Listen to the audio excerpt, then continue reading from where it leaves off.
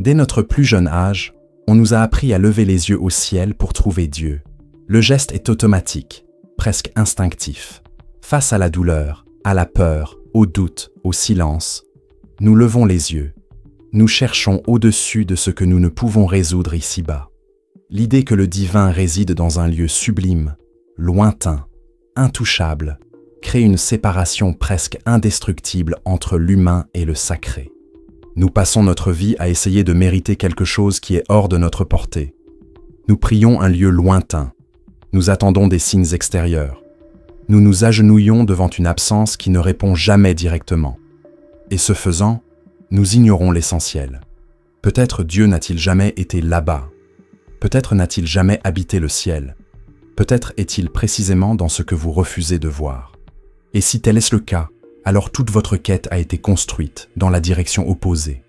C'est précisément ce que Spinoza tente de nous dire, mais il le fait sans élever la voix, sans condamner personne, sans mépriser la foi de quiconque. Il tourne simplement la boussole. Tandis que le monde regarde vers le haut, il regarde vers l'intérieur. Tandis que le monde attend des miracles venus d'au-delà, il pointe vers ce qui est ici, maintenant, présent, mais inaperçu.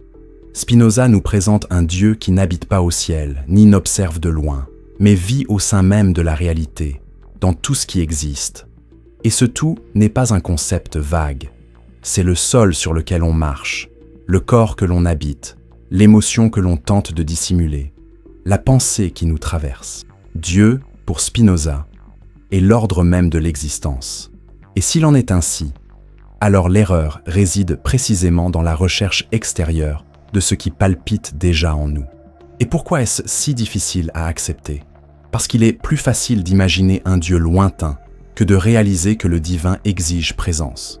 Il exige écoute, il exige attention.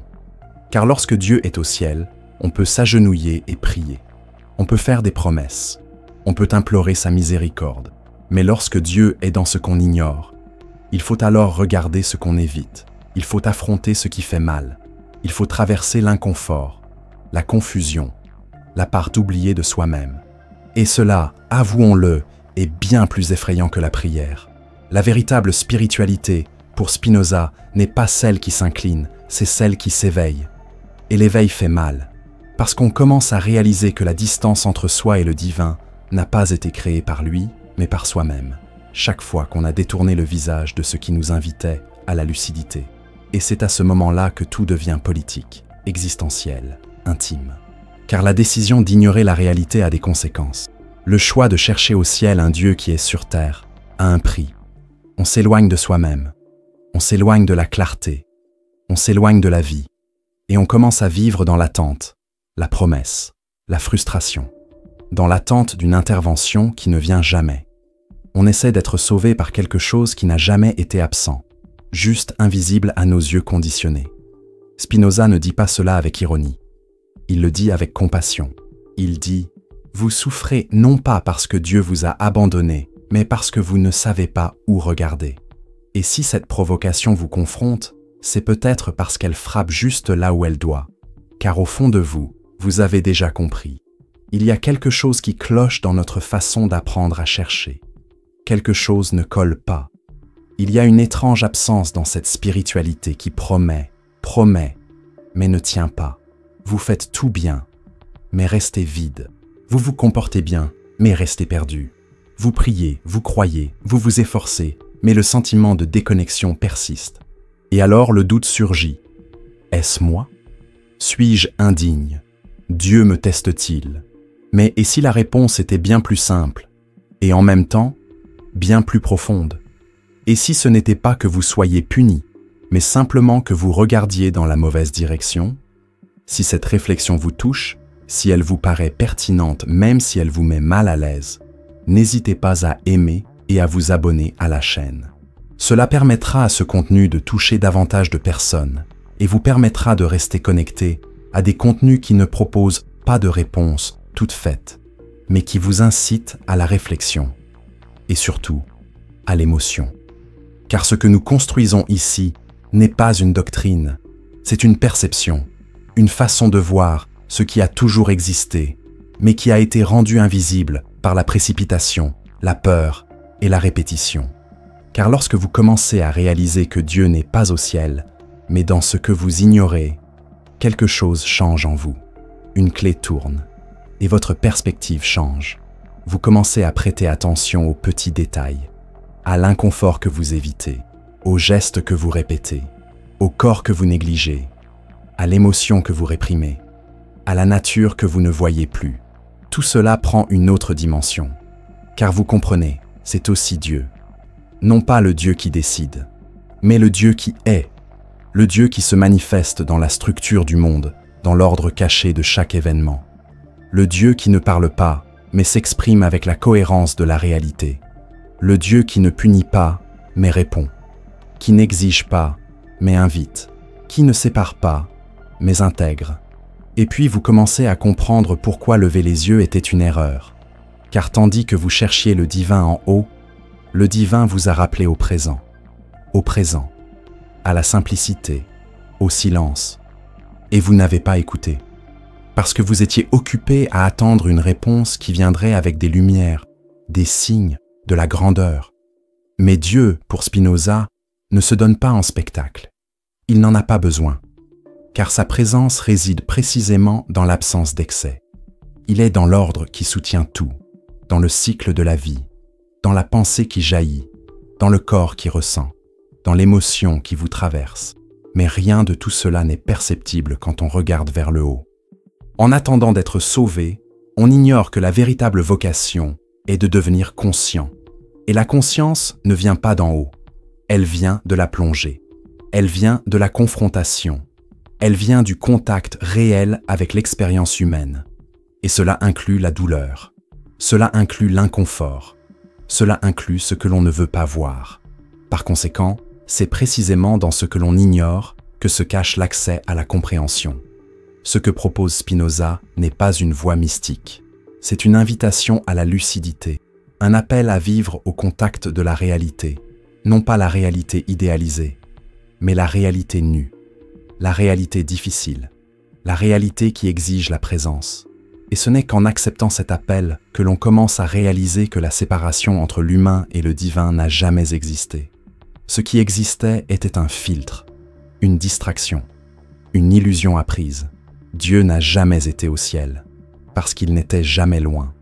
Il était toujours présent en tout ce qui est, y compris ce que l'on essayait d'oublier. Avez-vous déjà réfléchi au nombre de fois où, en cherchant quelque chose de grand, vous avez ignoré l'essentiel? L'esprit humain, conditionné par des siècles de religion, de culture et de fantaisie, a appris à associer le divin à l'extraordinaire. Dieu est censé se révéler dans des visions, des phénomènes célestes, des expériences mystiques qui rompent avec la logique commune. Mais le problème n'est pas la quête de sens, mais l'idée que le sens ne peut être trouvé qu'en dehors de l'ordinaire. Et cela engendre une sorte de cécité subtile, celle de regarder constamment au loin sans jamais voir ce qui est juste devant soi. Ce que Spinoza propose est un renversement complet de cette logique. Il affirme que Dieu, ou comme il le définit précisément, la substance même de tout ce qui existe, n'est pas caché. Il est, en réalité, si présent, si constant, si intime à l'existence, que nous ne pouvons tout simplement pas le voir. C'est comme si nous étions sous l'eau, mais sans savoir ce que signifie être mouillé. Tel un poisson qui ne connaît pas la mer, car la mer est tout ce qu'il connaît. Dieu, pour Spinoza, c'est la nature. Mais pas la nature idéalisée et romantique, faite de paysages et de couchers de soleil. Il parle de la nature comme d'une structure, d'une organisation vivante de la réalité, comme de ce qui soutient l'existence des choses dans leur infinie diversité. Dieu est chaque cause, chaque effet, chaque forme d'être. Et pour cette raison même, il n'est pas d'endroit où Dieu ne soit. Il ne se révèle pas dans les miracles. Il est le miracle constant de l'existence, même dans les choses les plus simples, les plus banales, les plus ignorées. Et c'est là tout le paradoxe. Plus on cherche Dieu dans l'exceptionnel, plus on s'éloigne de sa présence réelle. Car Dieu n'est pas dans les extrêmes, il est dans le continuum. Il n'est pas dans la rupture, il est dans la répétition. Il est dans le souffle que l'on ne remarque même pas, dans le cycle des saisons, de la façon dont une graine devient un arbre, de la façon dont une idée se forme dans la pensée, de la façon dont le corps se régule sans qu'on le lui demande. Tout cela, c'est Dieu en action, ou plutôt, c'est Dieu en train d'être, selon le langage de Spinoza. Et ce qui nous empêche de le percevoir, ce n'est pas un manque de foi, c'est un manque d'attention. Nous vivons insensibles au bruit, à l'urgence et aux stimuli excessifs. Et la réalité où Dieu réside ne crie pas, elle murmure, elle se révèle dans les interstices, dans l'espace entre deux pensées, dans la sensation d'exister sans but, dans le geste spontané que personne n'applaudit.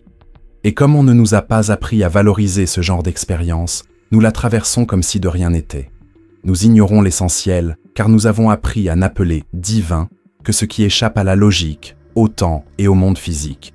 Mais Spinoza dit, le divin est le monde physique, le sacré est dans l'ordre interne de ce qui existe. Dieu est la manière dont les choses existent et persistent à exister. Et lorsque cela est compris, une nouvelle forme de spiritualité commence à émerger. Une spiritualité qui ne vous sépare pas de la vie, mais vous y plonge. Elle ne requiert pas de fuir le monde, mais plutôt une présence radicale en lui. Car si Dieu est en tout, alors tout peut être source de sens. L'œuvre la plus simple, la conversation la plus banale, le silence, la répétition. Même l'erreur, oui, même l'erreur, peut contenir en elle une part de divin si on l'examine attentivement. Cela ne signifie pas que tout est juste ou qu'il faille tout accepter. Cela signifie que tout a une logique, une raison, une structure, qui, si on la comprend, vous rapproche de l'essence des choses. Et cette essence n'est pas cachée. Elle se révèle constamment. Mais nous ne la voyons pas. Parce que nous sommes trop occupés par des fantasmes de transcendance. Parce que nous voulons que Dieu perturbe l'ordre du monde. Alors qu'en réalité, Dieu est l'ordre du monde lui-même. Ce même ordre qui régit les astres, nos affections, nos pensées, nos désirs. Spinoza ne propose pas d'adorer la nature comme une nouvelle idole. Il affirme qu'en comprenant profondément son fonctionnement, on se rapproche de Dieu, non pas comme une croyance, mais comme une expérience réelle d'unité avec ce qui est. Et cela change tout. Car lorsque vous comprenez que le divin est présent dans le mouvement des choses, dans la façon dont les corps agissent et sont affectés, dans la façon dont l'esprit réagit à ce qu'il ressent, dans la façon dont tout est relié par des causes invisibles, vous cessez de rechercher Dieu comme un personnage et commencez à reconnaître sa présence dans la cohérence même du monde. Vous cessez de rechercher l'extraordinaire et commencez à réaliser que l'extraordinaire est déjà là, en permanence, déguisé en quotidien. Et cette prise de conscience, lorsqu'elle est véritablement réalisée, transforme. Elle transforme parce qu'elle vous ramène au centre. Elle transforme parce qu'elle vous responsabilise. Elle transforme parce qu'elle élimine l'excuse de l'absence. Dieu n'a jamais été absent. Vous ne regardiez tout simplement pas. Et regarder, dans ce cas, n'est pas seulement un acte visuel. C'est un état d'attention, un engagement envers la réalité, un effort pour voir au-delà de la surface. Et cet effort est, en soi, un acte spirituel, peut-être le plus profond qui soit, car il exige du courage. Le courage d'abandonner l'idée d'un Dieu qui vous protège des cycles de la vie. Le courage d'accepter que le sacré ne vous exempte pas de la douleur. Le courage de comprendre que le divin ne réside pas dans ce qui vous éloigne du monde, mais dans ce qui vous y reconnecte. Et ce courage naît de la compréhension. Ce n'est pas de l'héroïsme, c'est de la lucidité, c'est de la maturité. C'est la reconnaissance que, si Dieu est tout, alors il n'y a plus d'endroit où se cacher. Tout compte, tout mérite attention, tout peut être un chemin, y compris ce que vous avez évité pendant des... Le lieu le plus négligé où Dieu se manifeste, selon notre lecture de Spinoza, est peut-être précisément le domaine des émotions. Et non pas parce que les émotions sont quelque chose de spirituel, au sens mystique du terme, mais parce qu'elles sont des expressions vivantes de l'ordre naturel, des événements réels qui se produisent dans le corps et l'esprit, aussi légitimes qu'une tempête ou la floraison d'un arbre. Cependant, contrairement à notre façon d'observer la nature extérieure, nous avons tendance à traiter notre propre nature intérieure avec répression, jugement ou déni. Ce que nous ressentons est souvent perçu comme un problème, une faiblesse, comme quelque chose qu'il faut cacher ou contrôler à tout prix. Et c'est précisément ce refus de regarder ce que nous ressentons qui nous éloigne de la dimension la plus intime du divin. Spinoza considérait les émotions, qu'il appelait affects, comme des modifications de notre pouvoir d'exister. Lorsque quelque chose accroît notre pouvoir d'agir, nous ressentons de la joie. Lorsqu'il diminue, nous ressentons de la tristesse. Cela paraît simple, mais sa profondeur est immense. L'affect n'est pas une erreur, c'est un message. C'est le corps et l'esprit qui réagissent à leur rencontre avec le monde. Chaque émotion est porteuse d'une histoire de cause, et comprendre ces causes est ce qui nous libère de l'esclavage émotionnel. Mais c'est là que réside le piège. La plupart des gens ne veulent pas comprendre ce qu'ils ressentent. Ils cherchent simplement à se débarrasser de cette sensation inconfortable. Et dans ce mouvement de fuite, la carte se perd. Car c'est précisément dans l'inconfort que réside l'information la plus précieuse. La peur que vous ignorez, par exemple, ne disparaît pas. Elle se transforme en résistance silencieuse, façonnant vos choix, limitant vos expériences et vous privant d'opportunités. La colère que vous dissimulez se transforme en tension constante, en non-dit, en ressentiment accumulé.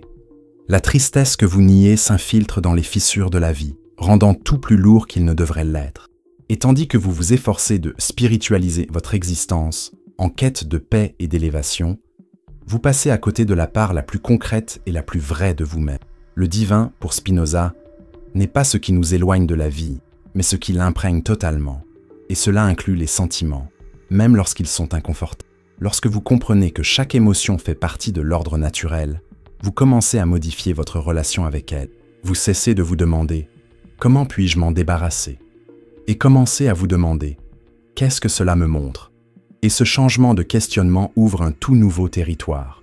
La peur cesse d'être un ennemi et devient un guide. La colère cesse d'être un péché et devient le signe que quelque chose transgresse vos limites.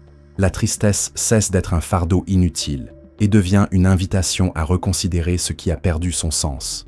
Telle est la véritable spiritualité de Spinoza. Non pas une distanciation par rapport aux sentiments, mais une immersion consciente en eux. Car, au fond, comprendre une émotion revient à comprendre une partie de Dieu. Si Dieu est la totalité de tout ce qui existe. Mais cela demande du courage.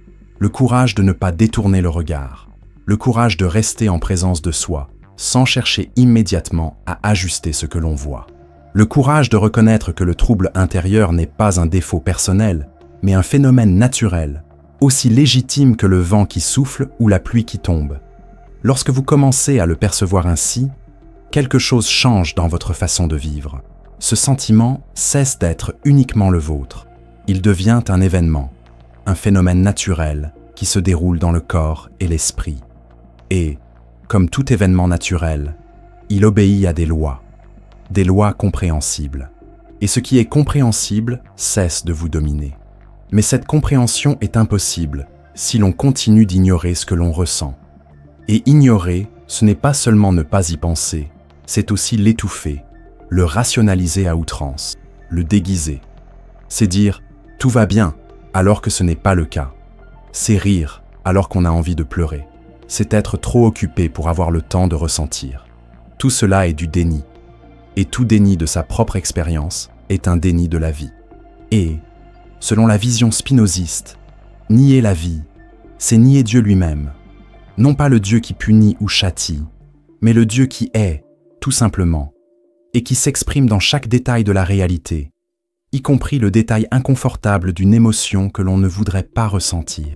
La transformation commence dès que vous décidez de cesser d'ignorer, non pas de vous noyer dans le sentiment, ni d'en faire votre identité, mais de le comprendre. Comprendre, c'est intégrer. Et intégrer, c'est retrouver le pouvoir. Avec chaque émotion comprise, une part de vous-même devient plus entière.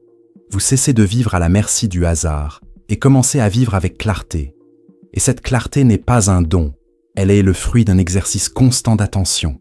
Elle est le fruit de la décision de vous regarder en face, jour après jour, sans filtre.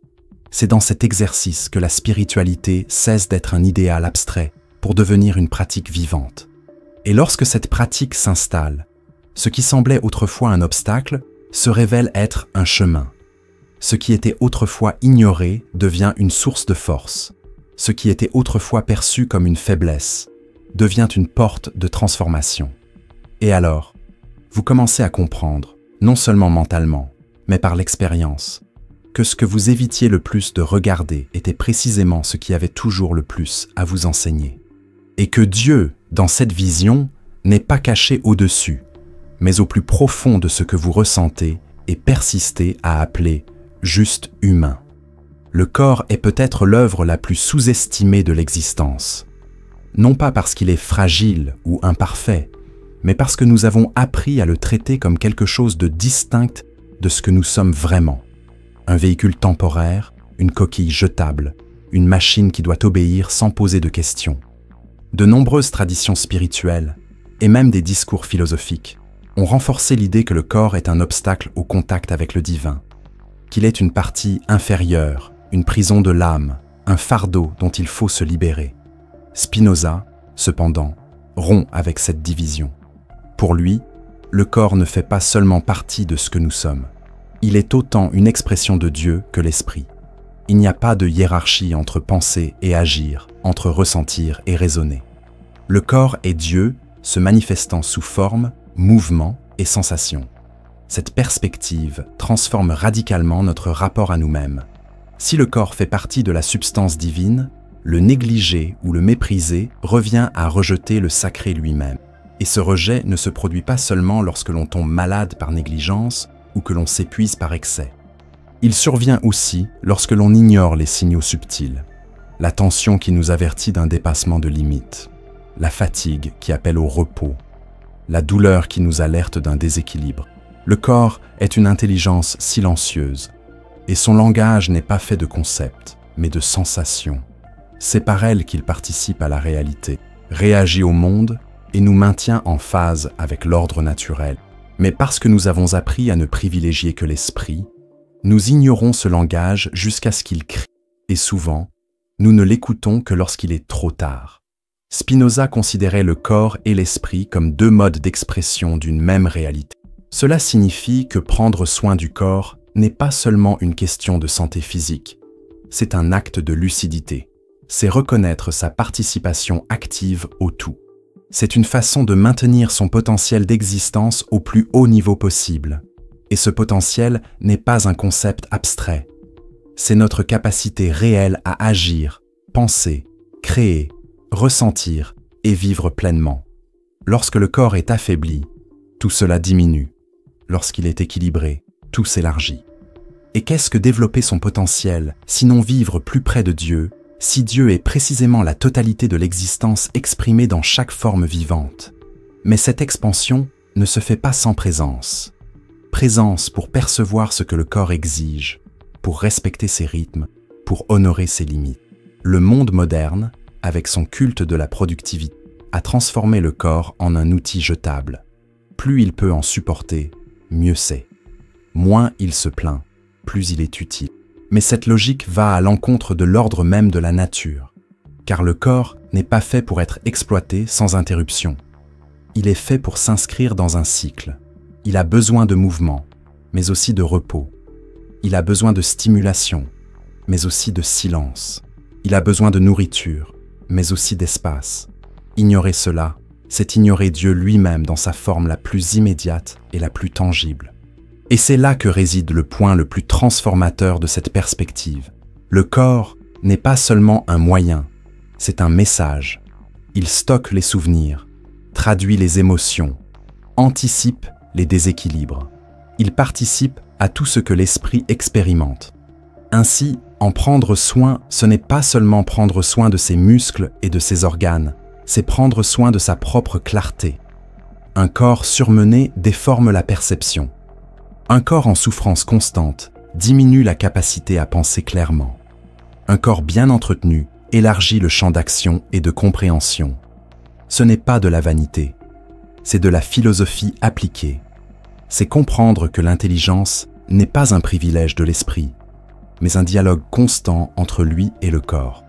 Lorsque Spinoza place le corps au même niveau que l'esprit, il exprime une idée bien plus radicale qu'il n'y paraît. Il nous invite à vivre sans la division artificielle entre le spirituel et le physique. Accepter que la matière n'est pas l'ennemi de l'esprit, mais sa manifestation. et que, si Dieu est tout, alors le corps en fait directement partie, non pas une ombre, ni un reflet imparfait, mais une expression complète. Vivre avec cette conscience implique de changer sa façon de bouger, de manger, de se reposer, de toucher et d'être touché. Cela implique de réaliser que chaque geste, chaque respiration, chaque battement de cœur est une petite preuve que l'on est intégré au flux de la vie. Et lorsque cette prise de conscience s'installe, votre relation avec votre corps cesse d'être une relation de pression ou d'indifférence pour devenir un partenariat. Vous commencez à l'écouter davantage, à le respecter davantage, à comprendre que les signaux qu'il envoie ne sont pas des obstacles sur le chemin de votre spiritualité. C'est la spiritualité elle-même qui vous parle. Car, en fin de compte, impossible d'être connecté au tout si l'on est déconnecté de soi-même. Et la première étape vers cette reconnexion ne réside pas dans des discours pompeux, mais dans un retour à l'essentiel. Ressentir, percevoir et prendre soin de ce qui vous maintient en vie. C'est, en soi, un acte de révérence envers le divin. L'esprit humain est animé d'une impulsion quasi automatique qui le pousse à tenter de diviser le monde entre le divin et le profane, entre ce qui est de Dieu et ce qui ne l'est pas. Et dans cette logique simpliste, tout ce qui est harmonie, beauté et ordre relève du sacré, tandis que tout ce qui est douleur, confusion et désordre est perçu comme un échec, un accident ou une punition. Mais si Dieu, pour Spinoza, est la substance même qui constitue absolument tout ce qui existe, il n'y a pas d'extérieur à Dieu. Il n'est pas un recoin de l'univers, aussi sombre soit-il, où il ne soit pas. Ce qui signifie que le chaos est aussi Dieu. Non pas le chaos au sens romantique du terme, mais le chaos comme partie indissociable d'un ordre supérieur, celui qui est parfois si complexe qu'il nous est impossible de le percevoir immédiatement. Cette vision exige une maturité que nous sommes rarement disposés à posséder, car elle nous oblige à abandonner l'idée que la réalité doive répondre à nos attentes. Nous souhaitons que Dieu se révèle uniquement dans le confort, la sécurité et la beauté, car c'est ainsi que nous nous sentons soutenus. Mais que se passe-t-il lorsqu'il se manifeste sous forme de perte, d'échec, de crise? Le premier réflexe est de nier, de résister, de qualifier cela de mal ou de absence de Dieu. Mais d'un point de vue spinoziste, rien n'est extérieur à l'ordre de la nature. Et si tout suit une logique causale, alors même ce que nous appelons chaos fait partie de cette logique, simplement incompris par nous. Le chaos que vous avez connu par le passé, ce moment où tout semblait s'écrouler, a probablement apporté des changements qui, sur le moment, semblaient impossibles à accepter. Mais regardez à nouveau, avec du recul, réalisez à quel point ce que vous êtes aujourd'hui a été façonné par ce chaos. À quel point la conscience a été arrachée au fond de votre douleur. À quel point la confusion a fait naître une certaine clarté. Cela ne signifie pas que la souffrance soit bonne en soi, ni qu'il faille la rechercher. Cela signifie qu'elle fait partie intégrante de la réalité, qu'elle est un moyen pour la vie de se réorganiser. Ignorer cela, c'est comme regarder l'hiver et dire qu'il ne fait pas partie du cycle des saisons parce qu'il ne correspond pas à vos goûts. Le chaos, comme l'ordre apparent, est une expression du divin, car tous deux participent d'un même mouvement, celui d'une transformation constante. La vie n'est jamais statique. Elle oscille entre des moments de structure et des moments de rupture. Et si Dieu est le tout, il n'est pas seulement dans la forme déjà consolidée, mais aussi dans le processus de désintégration qui permet à de nouvelles formes d'émerger. D'un point de vue humain, ce processus est inconfortable. Il est empreint d'incertitude, d'imprévisibilité et de perte de contrôle. Et c'est précisément pourquoi nous y résistons tant. Mais la résistance n'entrave pas le flux, elle ne fait qu'accroître notre épuisement. Spinoza nous invite à considérer le chaos non pas comme quelque chose à éliminer, mais comme quelque chose à comprendre. Il ne nie pas la douleur ou l'inconfort qu'il provoque, mais souligne que la manière la plus intelligente d'y faire face est d'en rechercher les causes. Le chaos n'est pas une punition, c'est une conséquence, et toute conséquence a une origine. En comprenant cette origine, nous cessons de le considérer comme un ennemi et comme une partie intégrante du mécanisme de la réalité. Un mécanisme qui, même lorsqu'il n'a pas de sens pour nous, n'a jamais cessé d'être cohérent en lui-même. Accepter que le chaos soit aussi Dieu ne signifie pas se conformer à tout. Cela signifie cesser de le considérer comme une anomalie hors de l'ordre. Cela signifie rechercher, même au cœur de la confusion, la logique qui le soutient. Et cette quête est transformatrice, car en trouvant cette logique, nous reprenons le pouvoir. Au lieu de nous laisser emporter par les événements, nous pouvons les affronter. Et, petit à petit, le chaos cesse d'être un abîme pour devenir un terrain d'apprentissage.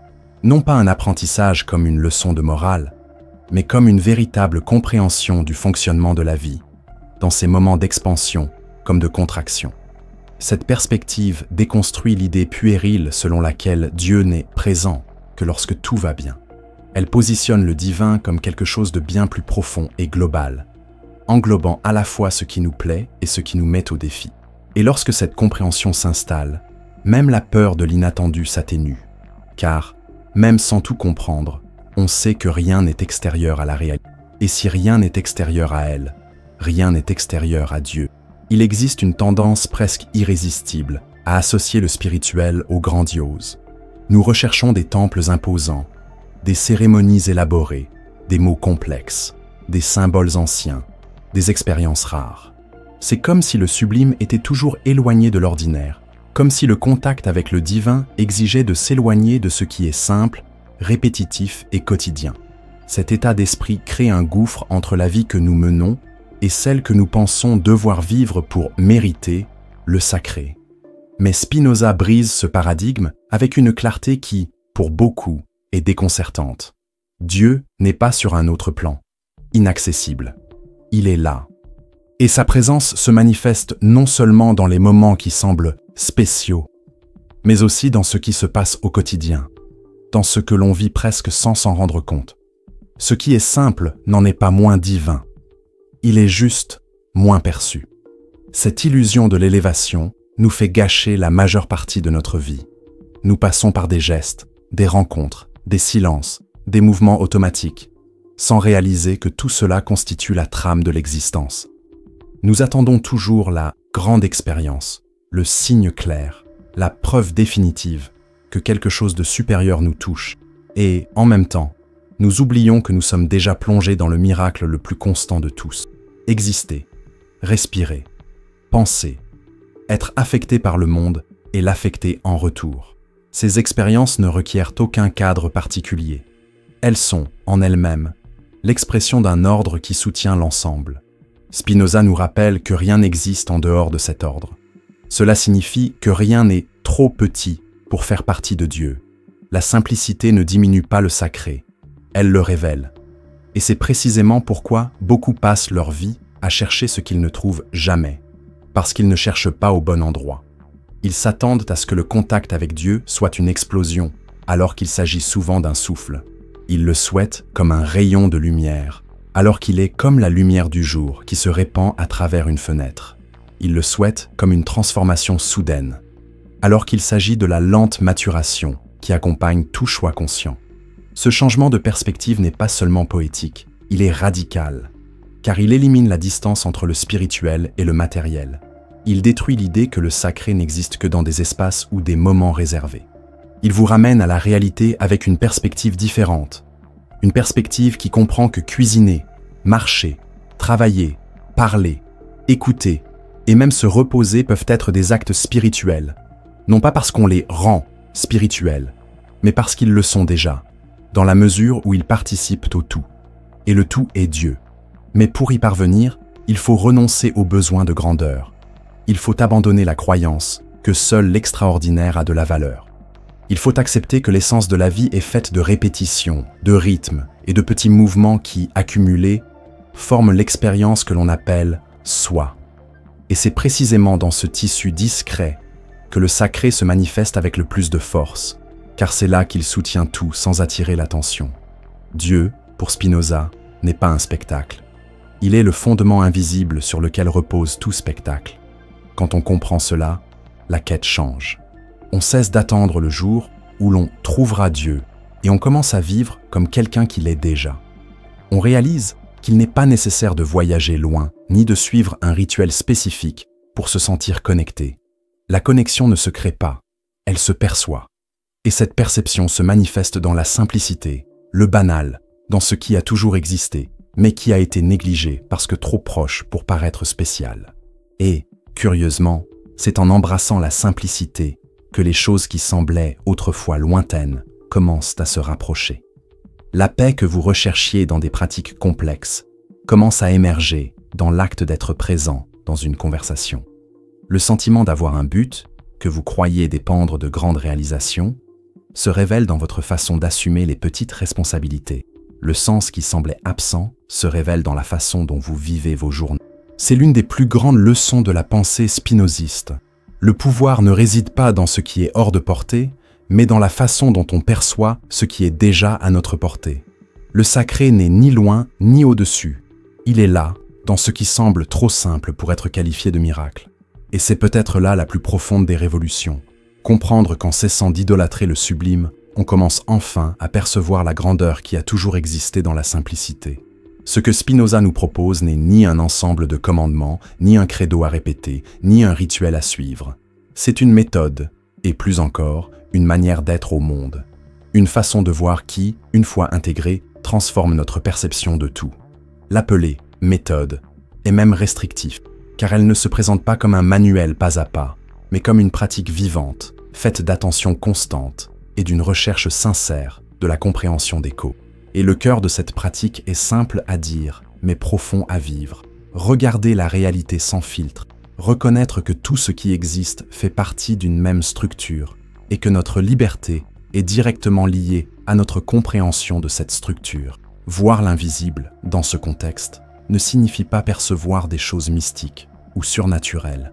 Cela signifie percevoir ce qui a toujours été présent, mais qui est resté caché par l'habitude, la hâte, les préjugés et la peur. C'est voir que ce que l'on appelle hasard n'est souvent qu'une cause méconnue, que ce que l'on appelle chaos est un ordre que l'on ne comprend pas encore, que ce que l'on appelle obstacle fait partie du mouvement qui soutient l'ensemble. Cette perspective n'apparaît pas soudainement, elle se construit. Et elle se construit par la pratique quotidienne d'observer avant de réagir, de comprendre avant de juger, d'intégrer avant de rejeter. Dans la méthode spinoziste, la raison ne remplace pas le sentiment. Elle permet de clarifier le sentiment, d'éclairer ce qui était auparavant obscur. En appliquant cette perspective à soi-même, on commence à déceler des schémas jusque-là passés inaperçus. Réactions automatiques, cycles émotionnels, pensées récurrentes. Et chacune de ces perceptions est comme une sortie de l'esclavage des passions, comme le disait Spinoza. Non pas parce qu'on cesse de ressentir, mais parce qu'on cesse d'être entraîné par ce qu'on ressent. C'est là que la liberté devient réelle, et non plus un simple mot. Cette méthode requiert également de l'humilité. L'humilité de reconnaître que l'on ne contrôle pas la totalité de l'existant, mais que l'on y participe. L'humilité d'accepter que tout ne sera pas immédiatement compréhensible, mais que tout peut être observé et, à un certain niveau, intégré. L'humilité de comprendre que, même dans les situations les plus difficiles, il y a quelque chose qui peut être vu clairement, et que cette clarté redonne toujours du pouvoir. Car ce que Spinoza appelle le pouvoir d'exister est précisément cela, la capacité d'agir à partir de la compréhension, et non d'une réaction aveugle. Pratiquer la méthode est, par essence, un exercice de présence radicale. Cela signifie refuser la distraction de chercher Dieu uniquement là où vous aimeriez qu'il soit, et commencer à le percevoir là où il est vraiment, dans ce que vous ressentez, dans le corps que vous habitez, dans le chaos qui vous met au défi, dans la simplicité qui nourrit votre vie quotidienne. Cela signifie cesser d'attendre des signes extraordinaires et commencer à lire les signes constants que la réalité vous offre. Cela signifie, par-dessus tout, apprendre à faire confiance à l'ordre naturel des choses, même lorsqu'il ne se conforme pas à vos désirs. Et lorsque cette confiance commence à grandir, votre rapport à la vie change. Vous cessez de vivre comme si vous attendiez une intervention et commencez à vivre comme si vous participiez activement au non pas parce que vous avez reçu la garantie que tout s'arrangera, mais parce que vous comprenez que tout a du sens, avant même de comprendre comment. La méthode de Spinoza ne promet pas l'absence de douleur, mais elle promet quelque chose de plus précieux, la présence de clarté. Et avec la clarté, même la douleur se transforme, car elle cesse d'être une simple souffrance pour devenir une information. une information sur où vous en êtes, ce qui doit être abordé et ce qui peut encore changer. Voir clairement l'invisible n'est pas un don réservé à quelques-uns. C'est une compétence que chacun peut développer, à condition d'être prêt à regarder la vie sans s'en détourner. Et lorsque cette perspective devient naturelle, on réalise qu'il n'y a plus ni intérieur ni extérieur, ni haut ni bas, ni spirituel ni terrestre. Tout est un, tout est Dieu, tout est réalité qui s'exprime. Et votre liberté réside précisément dans la manière dont vous choisissez de participer à cette expression.